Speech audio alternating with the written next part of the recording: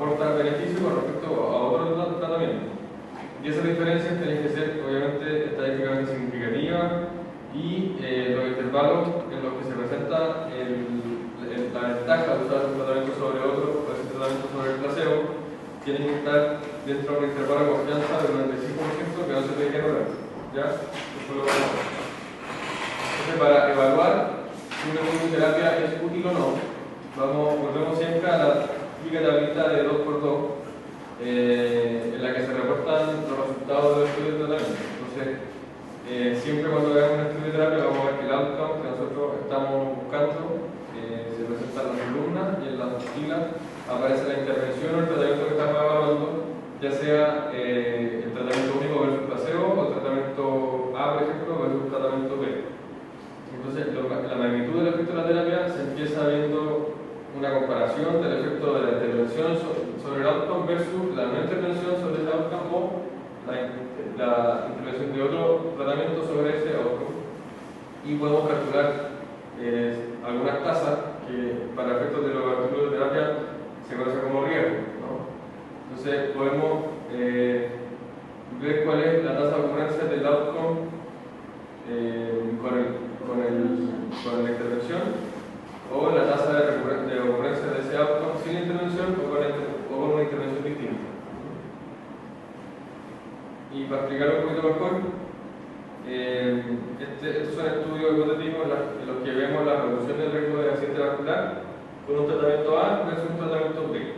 Entonces, si se fijan, con la droga A ocurrieron 10 AVE dentro de un grupo de 260 pacientes. No hubo accidente vascular en 250 pacientes. Y con la droga B ocurrió un AVE en 42 pacientes y no ocurrió en 480 sobre el total de 522. Entonces para ver la magnitud del efecto de la terapia, eso se calcula sacando las tasas de ocurrencia de AVE o de no AVE para una u otra terapia. Entonces, por ejemplo, para la droga A tuvieron 10 pacientes con accidente vascular sobre un total de 260. O sea, hubo una tasa de ocurrencia de accidente vascular de un 3.8%. Y para la droga B hubo 42 pacientes que tuvieron un accidente vascular sobre un total de 522, o sea, un 8% de ocurrencia de AVE con la droga B. Entonces, cuando uno ve esto, parece que la droga A es mejor que la droga B en reducir el riesgo de AVE, ¿no? 8% versus 3.8%. Eso es en rango general. Pero cuando veamos un artículo de terapia, esto nunca se grafica solamente así, como riesgos particulares, sino que se utilizan una serie de epígrafes, como por ejemplo la reproducción absoluta del riesgo, que no es otra cosa que una recta entre el riesgo de la ocurrencia de un evento con la droga A, por ejemplo, en este caso, versus la ocurrencia del evento con la droga B.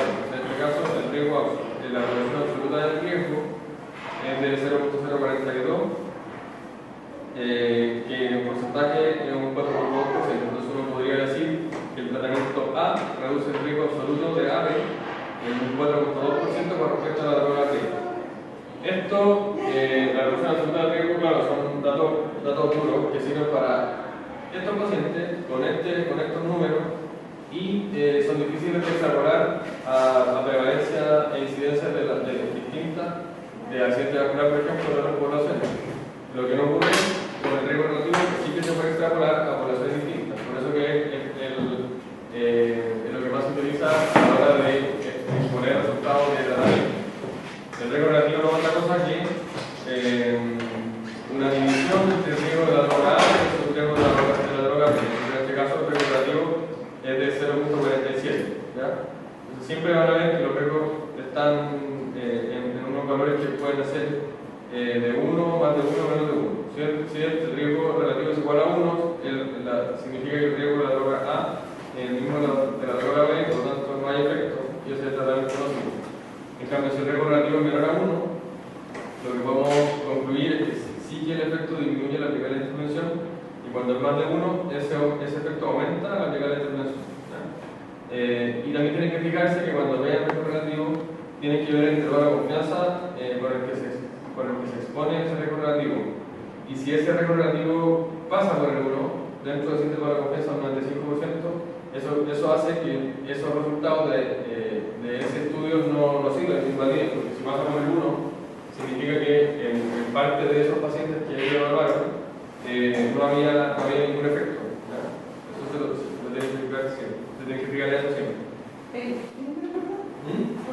Si pasa por 1. Si pasa por 1 es que no hay efecto. Entonces el intervalo de confianza de un riesgo relativo de 5.4, que es un riesgo relativo súper alto, si es que al reportar el intervalo de confianza te dicen que va de 0,05 a 20, ya pasando por el 1 significa que ese estudio no tiene validez.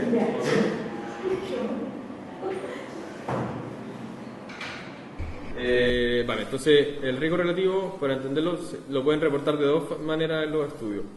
Y lo pueden reportar como porcentaje. En este caso sería decir que el riesgo de AVE en pacientes usuarios de la droga A es un 47.5% del riesgo que tienen los que recibieron la droga B, o simplemente como un valor absoluto, como por ejemplo podría ser 0.47, y podrían decir que el riesgo de AVE en pacientes usuarios de la droga A es 0.47 veces menos que los que recibieron la droga B. ¿Ok? Y una cosa un poco obvia, que es que el valor del riesgo relativo va a ser favorable dependiendo del outcome que nosotros estemos que nos estén reportando. Entonces, en estudios de mortalidad o daño, un riesgo relativo menor a 1 va a ser favorable, pero si el estudio lo que intenta buscar es sobrevida o mejoría, el riesgo relativo menor a 1 va a ser desfavorable. Por lo tanto, por ejemplo, en este caso, en el que la ocurrencia de AVE no es algo que queramos, ¿cuál va a ser un riesgo relativo bueno? Va a ser un riesgo relativo menor a 1. ¿Ok? ¿Se entiende, no? Y otra cosa que va a aparecer en los estudios de tratamiento es la reducción del riesgo relativo, que es una cosa aritmética un poquito más compleja, que la fórmula esta es la reducción absoluta del riesgo dividido por el riesgo de la droga B, o la droga placebo, la droga que nosotros estamos evaluando, contra la cual estamos evaluando la droga en estudio, o que es lo mismo que 1 menos el riesgo relativo. Entonces, para este caso sería 0.042, que es la reducción absoluta del riesgo, dividido por el riesgo de la droga B, que es 0.08, y nos da un valor de 0.52. Que, para entenderlo, quiere decir que es que con la droga A se redujo en un 52,5% el riesgo relativo de presentar un AVE en comparación a la droga B. ¿Ok?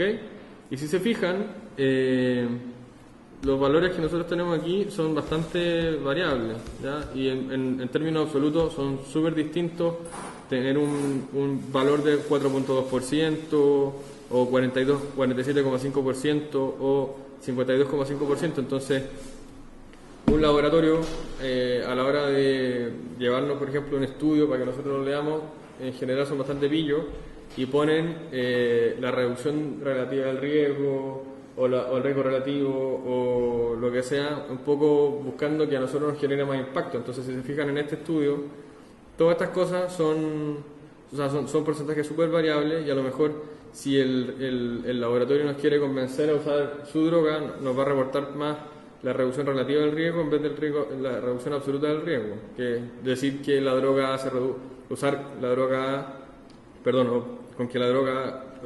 decir que la droga A redujo en un 52,5% el riesgo relativo de tener AVE con respecto a la B es mucho más llamativo a decir que la droga A en la población en la que se estudió redujo el riesgo absoluto de accidente vascular solamente en un 4.2%. Entonces hay que tener ojo a la hora de leer estas cosas. ¿Ok? Y otra cosa que es parecido a lo que pasaba a lo que pasaba en la clase anterior con los estudios de diagnóstico, es que la reducción absoluta del riesgo, por ejemplo, varía bastante en relación a la prevalencia del estudio que nos estén mostrando. Entonces, si tenemos estudios con un N muestral muy grande, las reducciones absolutas del riesgo con el mismo riesgo relativo van a ser bastante más discretas que en estudios en los que el N muestral es más chico. Por ejemplo, aquí, si se fijan al calcular en una población que tiene 1010 pacientes, por poner un valor, la reducción absoluta del riesgo es mucho menor que cuando calculamos lo mismo y con un mismo riesgo relativo en una población bastante menor. ¿Se fijan? No así lo que pasa con el riesgo relativo. El riesgo relativo sí que es una cosa que se suele reportar mucho más porque no varía con la prevalencia, o sea, con el N muestral que nosotros tenemos en cada uno de los estudios. Y otra cosa, y por eso que se han inventado otras fórmulas estadísticas como para reportar los beneficios de un tratamiento, y una de ellas es el NNT o número necesario a tratar, que yo creo que ustedes ya lo conocen.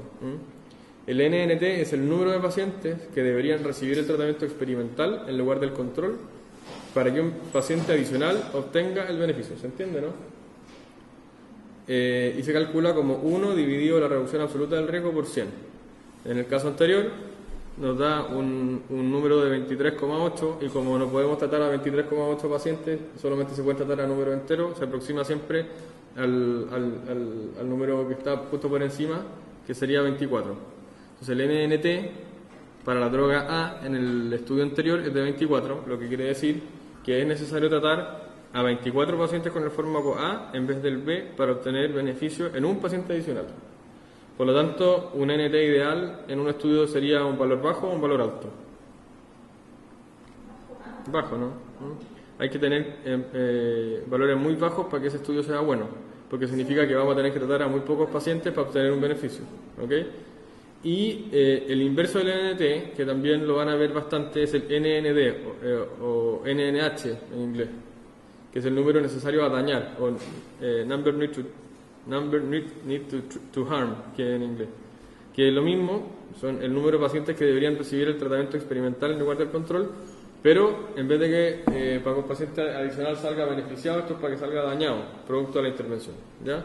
El cálculo es el mismo, pero tiene el significado inverso. Entonces, en estos casos el ND ideal tiene que ser un número muy alto, ¿ok?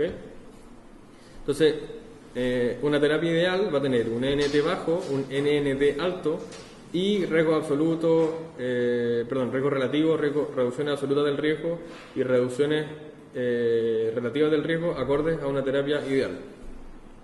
Entonces, ¿cuáles son los estudios ideales a la hora de tener que elegir un estudio para concluir algo acerca de terapia o tratamiento? Y ustedes ya lo saben, son lo primero, revisiones sistemáticas o metaanálisis de estudios randomizados, prospectivos y controlados. O, si no encontramos una revisión sistemática, un estudio randomizado al menos único, ¿ya? Que tiene que tener una serie de, un RCT tiene que tener una serie de puntos que se tienen que cumplir para que ese RCT sea digno de ser leído por nosotros. Y son todo esto. Uno, lo primero es que la asignación de los pacientes a los grupos del estudio sea aleatoria o randomizada, que es lo mismo, ¿ya? Lo segundo es que, y que está de la mano de lo tercero, es que el seguimiento de los pacientes sea completo y que los pacientes que se analizan en los grupos a los que fueron asignados inicialmente sean por un análisis de intención de tratar, que es un concepto que vamos a ver después. Lo cuarto, que todos los pacientes en el estudio sean ciegos a la intervención. Y estos últimos dos puntos, que quizás son un poquito menos importantes, pero sí que son importantes también, que es que si los grupos del estudio fueron tratados de manera igual en todo, salvo en la intervención, o sea que son iguales salvo en lo que se les dio. Y si los grupos al inicio del estudio fueron similares o no. ¿Ok? Entonces, con respecto a la aleatorización de los pacientes, la aleatorización requiere, a su vez, de dos cosas que tienen que estar antes de saber si está bien aleatorizado o no. Para aleatorizar o randomizar ambos grupos de pacientes, esta aleatorización tiene que ser una secuencia que se haga al azar, impredecible, o sea que sea muy difícil para las personas a las que les van a dar el tratamiento de saber por algún cálculo matemático si es que les va a tocar el tratamiento A o el tratamiento B. Y también tiene que haber un ocultamiento de esta secuencia de asignación a los investigadores, que van a ser los que distribuyen el tratamiento, ¿ok? Ocultamiento, que no es lo mismo que ciego. El ocultamiento, esta es una cosa a la que en general la gente se confunde. Ocultamiento de asignación no es lo mismo que ciego. Ocultamiento es un concepto de cara al investigador. En cambio, ciego es un concepto de cara al paciente. Ocultamiento quiere decir que el investigador no sabe lo que se le va a dar, ¿ya? En cambio, ciego quiere decir que que el paciente no sabe lo que le van a dar a él, ¿ok? Entonces, La secuencia de asignación de los pacientes tiene que ser realizada idealmente por un método computacional. Entonces, cuando se fijan en el estudio, en material y método, habitualmente dice cómo se hizo la secuencia de asignación. Y suele ser mala si se relaciona con los factores pronósticos, porque eso hace que induzca un sesgo, que es el sesgo de selección. Entonces, es una mala aleatorización si nosotros utilizamos, por ejemplo, el número de fichas, si es par o impar, o la fecha de ingreso, porque esas cosas pueden inducir a que el paciente sepa o se le ocurra de repente en qué rama del estudio va a estar. ¿Ok?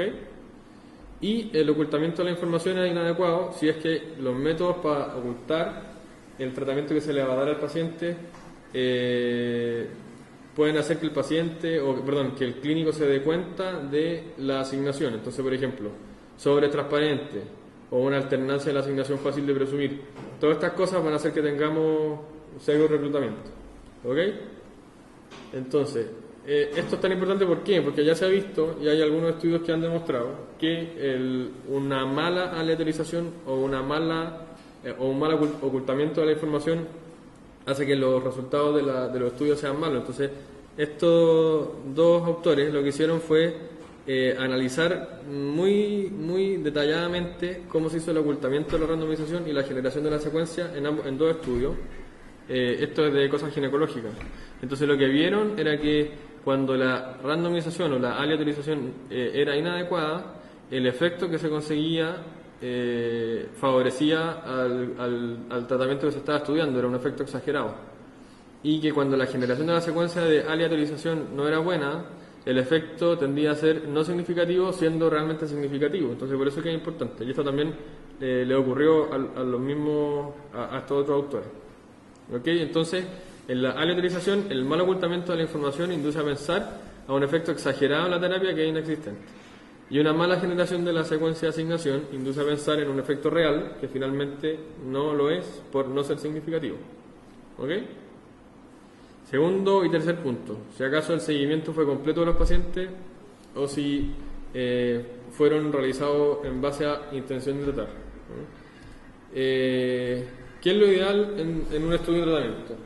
¿Qué es lo ideal en un estudio en general? Que es que todos los pacientes que nosotros ingresamos al estudio, todos reciban la intervención a la cual fueron asignados desde que uno empezó con el estudio hasta que terminó, ¿ya? Y además que nosotros como clínicos sigamos también a todos esos pacientes, eso es lo ideal. Lo que pasa es que la vida real no es así.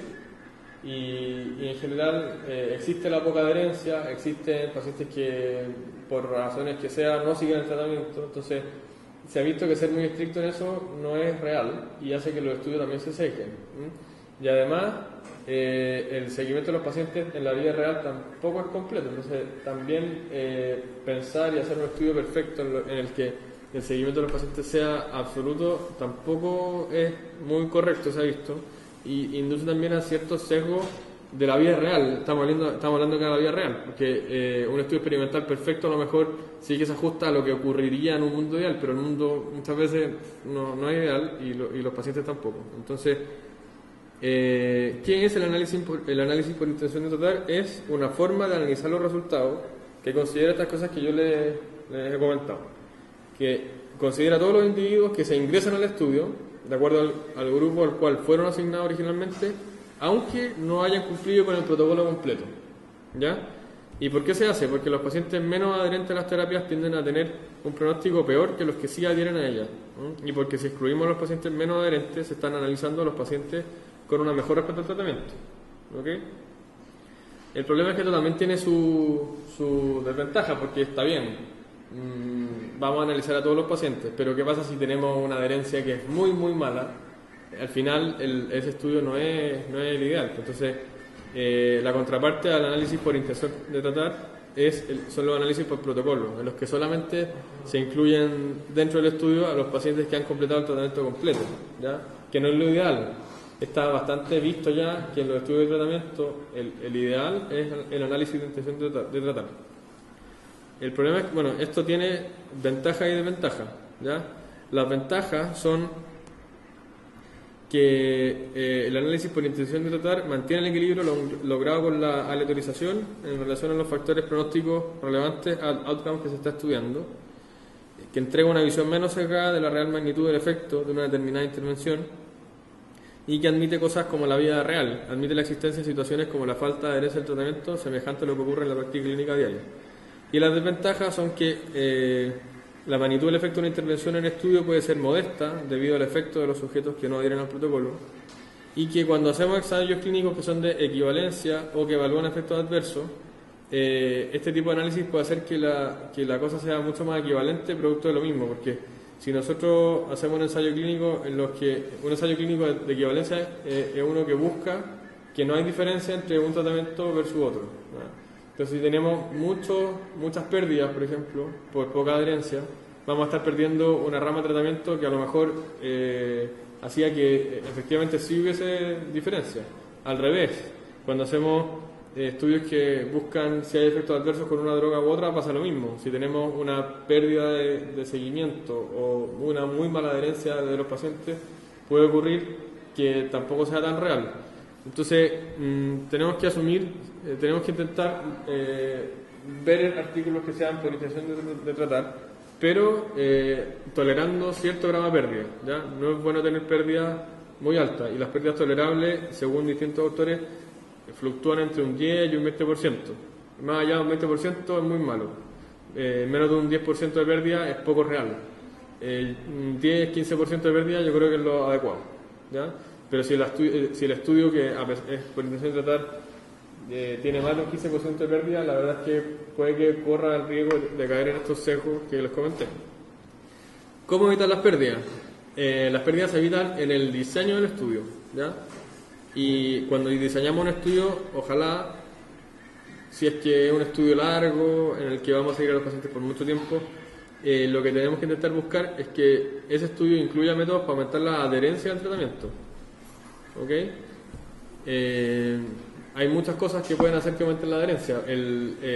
Pagarle a los pacientes un poco, que es una manera que se usa mucho en Estados Unidos, porque es que si no los pacientes no van, sobre todo si saben que están siendo parte de un estudio clínico, etcétera. O sea, intentar buscar que la adherencia se haya intentado mantener durante todo el estudio por algún método, ¿ya? Y si aún así hay pérdidas en torno al 15%, es un estudio que está muy pero muy bien hecho, ¿ya? ¿Cómo evaluar el impacto de las pérdidas en mi estudio? Por un análisis que se llama del peor escenario, que lo que hace es que hace una asignación hipotética en la que se le asigna el peor resultado a los pacientes perdidos del grupo intervenido y el mejor resultado al grupo control. Y si la diferencia entre el grupo de tratamiento y el control se mantiene, probablemente la pérdida de pacientes no fue tan importante en el estudio. Esa es una cosa que se puede hacer, ¿ok? Si es que tienen un estudio con una pérdida, por ejemplo, del 25% y hacen un análisis del peor escenario que dice que al final da lo mismo, pues está muy bien, ¿ok? Y el último punto, y de lo importante, repito que el 5 y 6 quizás no son los más importantes, es si los participantes del estudio fueron ciegos a la intervención o no. Repito, el ciego no es lo mismo que el ocultamiento de la información a los tratantes. El ciego es el desconocimiento de la intervención que están recibiendo los grupos estudiados por parte de los pacientes que estamos estudiando, por los participantes del estudio. Es que el tratante y tú, pero es con respecto a lo que le van a dar. El concepto es que es algo que vamos a recibir, ¿ok? Y lo que pasa es que bueno que lo comentaste, porque actualmente en los estudios modernos no solo existen dobles ciegos, hay triples ciegos, 4 ciegos, incluso hasta 5 ciegos. ¿Ya? Entonces es contraproducente hablar de doble ciego, y el hecho de hablar de un estudio prospectivo, controlado, randomizado, doble ciego, en realidad lo único que dice es que el ciego es uno, el tratante y el paciente. Pero es que en la práctica también deberían haber muchos más ciegos, ¿ok? Como por ejemplo la enfermera que entrega el tratamiento de la cirugía, que puede ser un tercer ciego, o el estadístico, que es muy importante que el estadístico también sea ciego, que también hay que mencionarlo, un cuarto ciego. Y así a lo mejor se les ocurren más ciegos. ¿Qué otro ciego se les ocurre, por ejemplo? Está el paciente que recibe el tratamiento, uno que es el clínico que se le ocurrió la idea. Claro, el que la administra, que sería, a lo mejor si una enfermera habrían 2 enfermeras a lo mejor. No sé, es que ciegos hay múltiples y pueden haber muchos ciegos, entonces hablar de doble ciego hoy por hoy en realidad es un poco lo mismo. Lo importante es saber de qué se trata. ¿Qué pasa si el estudio no tiene ciego? Se o se subestima el efecto de las intervenciones, el paciente o el interventor, y desaparece la igualdad de ambas ramas después de la randomización. Cosa parecida a lo que pasa con los estudios de diagnóstico, que también tienen que tener ciegos. A mí me pasó, estando en España, empezamos el diseño de un estudio en el que íbamos a comparar dos pruebas diagnósticas. Una que es la estroboscopía para las lesiones malignas de cuerdas vocales y otra una prueba con una luz rara, nueva. Y lo que nos dimos cuenta era que del momento una prueba diagnóstica la iba a hacer un doctor y la otra prueba la iba a hacer otro doctor. Y teníamos la dificultad de que no podíamos hacerlos ciegos a ellos a la hora de hacer el diagnóstico y decir esto es o esto no es. Entonces lo que ocurrió es que estos dijeron, ya, pues se las van a ver y van a ver que a mí no se me va a ir ningún paciente.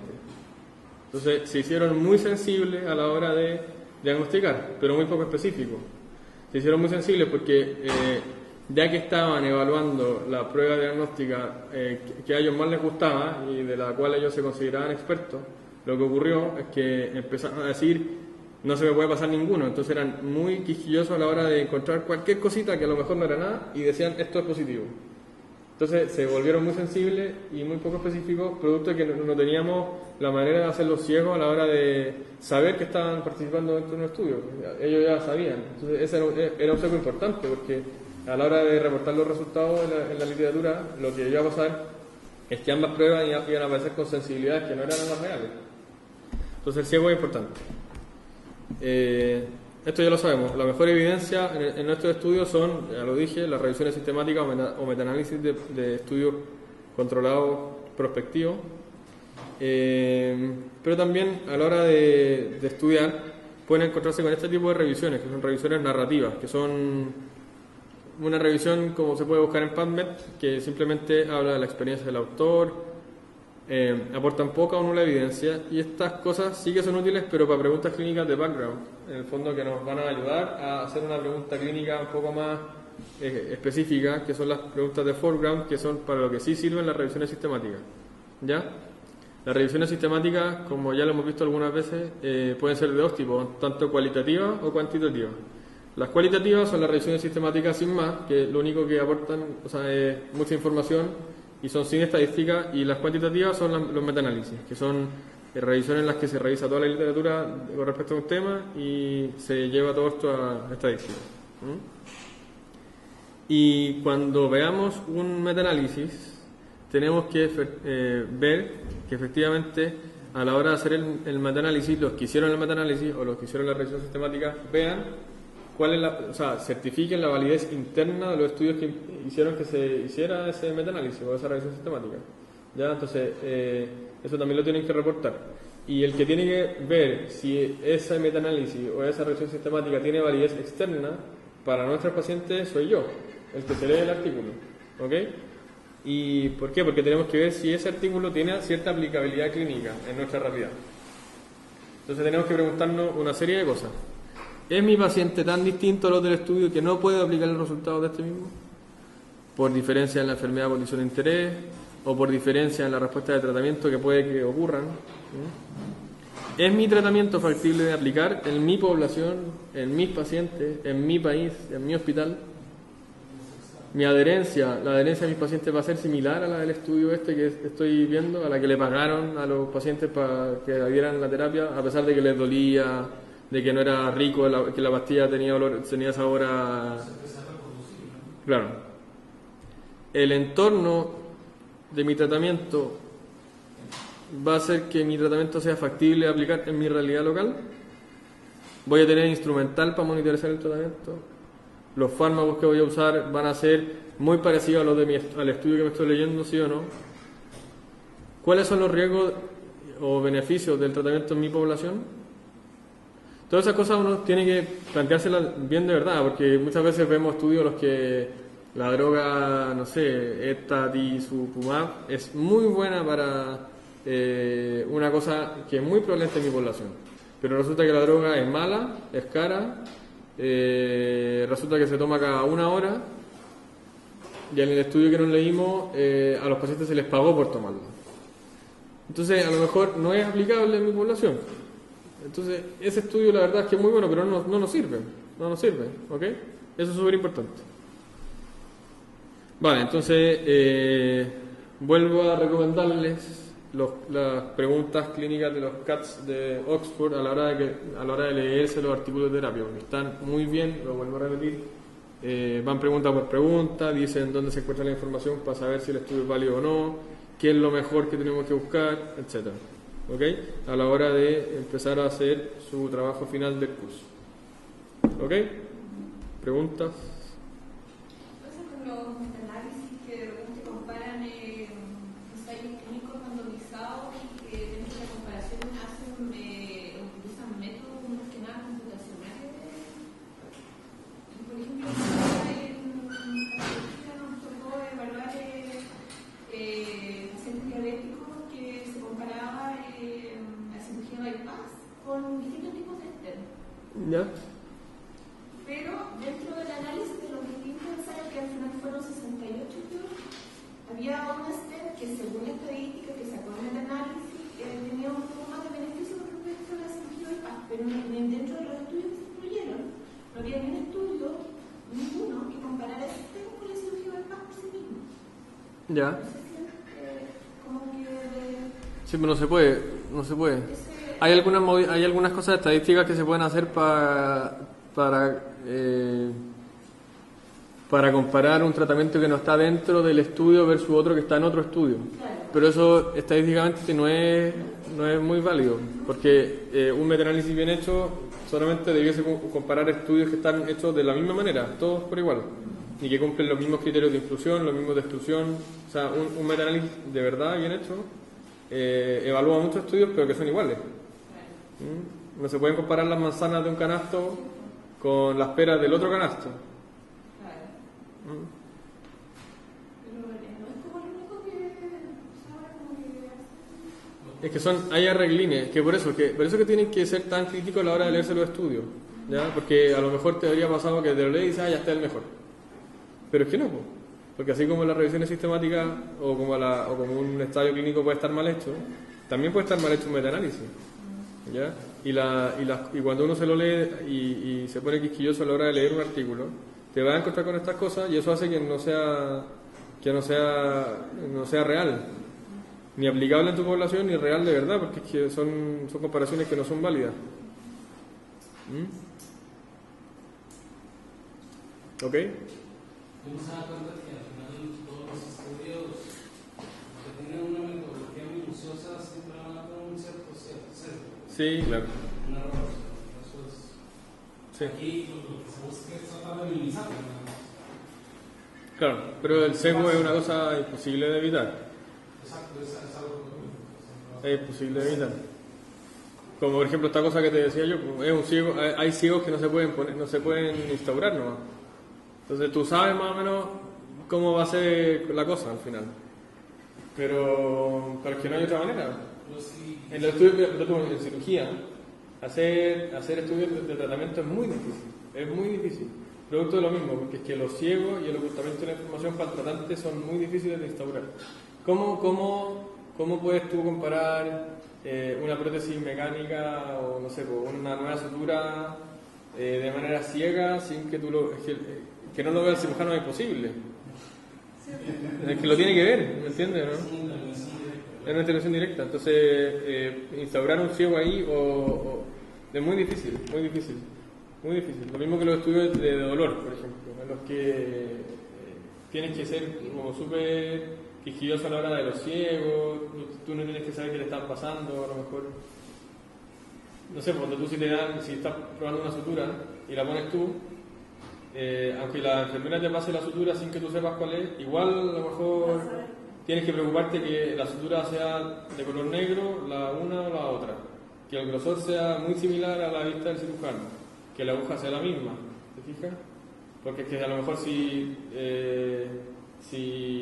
la aguja es distinta, tú te das cuenta y que estás usando la sutura B y no la A, y resulta que tú mismo, y aunque tú no lo quieras, te cegas tú y dices que cuando uno hace el estudio, uno intenta buscar el resultado que uno quiere, ¿te fijas? Uno en general trata de demostrar su hipótesis, y es una cuestión innata. Si tú quieres demostrar tu hipótesis, va a intentar hacer todo lo posible, porque es humano, va a intentar hacer todo lo posible por conseguir tu objetivo. Entonces, a la hora de demostrar que la sutura A es mejor que la B, a lo mejor tú mismo sin querer, no es porque seas malo, va a ponerle el punto con más cariño, ¿te fijas? O va a lavar después de una manera más aséptica que si no lo hiciese, o sea, si te fijas, ¿no? Esas cosas son sesgos que son, es que muchas veces hay imponderables dentro de esta cuestión, ¿ya? Y a la hora de leer, es que cuando uno se lo lee, hay muchas cosas que a uno ni se le ocurra que podrían haber estado presentes dentro del estudio y que lo secan de verdad, ¿ya? Por eso que hay que ser quisquilloso. Porque es que si uno encuentra un sesgo en el estudio leyéndolo, es que imagínate todos los que hay debajo y que uno no se da cuenta.